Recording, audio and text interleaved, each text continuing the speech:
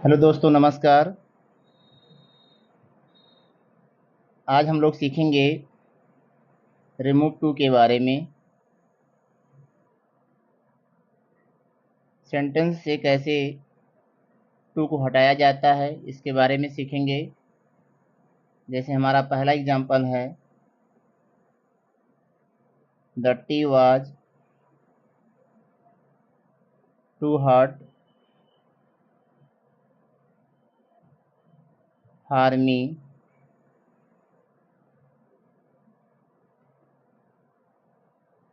To drink. इस sentence से too को हटाना है। पहला टू है डबल ओ वाला, जिसको हम लोग कहते हैं एडवर्ब टू, और दूसरा टू है हमारा इन्फिनेटिव टू। इन्हीं दोनों को सेंटेंस से हटाना है। इसको लिखेंगे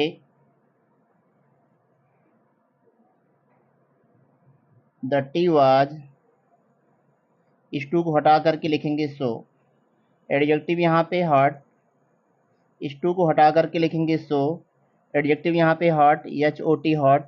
उसके बाद इस टू को हटाएंगे, डैट लिखेंगे, और इस टू से पहले फार्मी है, इसको हम सब्जेक्टिव केस में चेंज कर देंगे, आई हो जाएगा। इसी तरीके से मान लीजिए यहाँ पे फारहिम है तो ही लिखा जाएगा, फार देम है तो दे लिखा जाएगा, फार अस है तो बी लिखा जाएगा। तो डैट आई हो गया। फिर यहाँ पे पास्ट टेंस है तो यहाँ लिखेंगे हम लोग कुड नॉट। क्रिया यहाँ पे है ड्रिंक। उसके बाद द टी के अकॉर्डिंग यहाँ पे हम लिख लेंगे प्रोनाउन इट का यूज़ करेंगे। सेंटेंस हमारा कंप्लीट होगा, the tea was so hot that I could not drink it. अगला सेंटेंस है,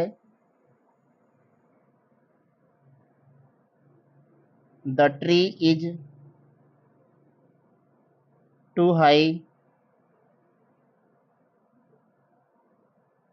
for us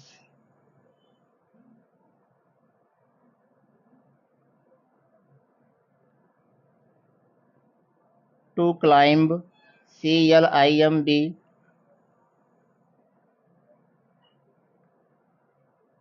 up it.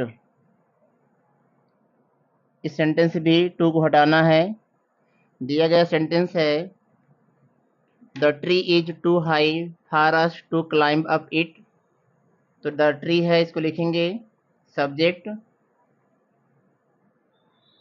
The tree हो गया। क्रिया यहाँ पे इज है, इस टू को हटाएंगे सो लिखेंगे। एडजेक्टिव हाई है, उसके बाद इस टू को हटाएंगे तो पहले लिखेंगे यहाँ पे डैट। अब इस टू से पहले फार अस आया हुआ तो इसको हम बदलेंगे बी में। और टेंस हमारा प्रेजेंट में है, कैन नॉट का यूज़ करेंगे, और कैन नॉट का यूज़ करने के बाद क्लाइंब अप इट को लिख लेंगे, क्लाइंब अप इट। अब इस सेंटेंस से टू को हटा दिया गया।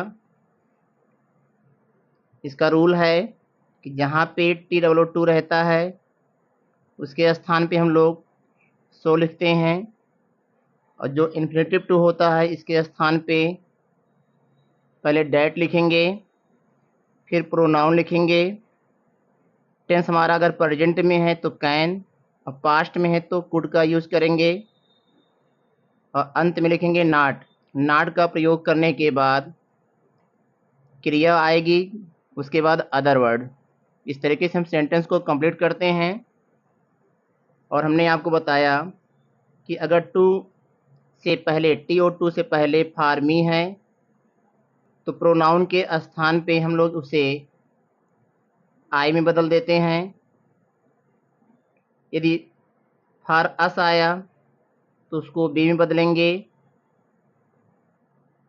फार देम आया तो देम का सब्जेक्टिव हो जाएगा दे लिखेंगे। फार हिम आया तो ही लिखेंगे। और इसी तरीके से अगर फार हर आया तो उसे हम लोग सी में बदल देते हैं।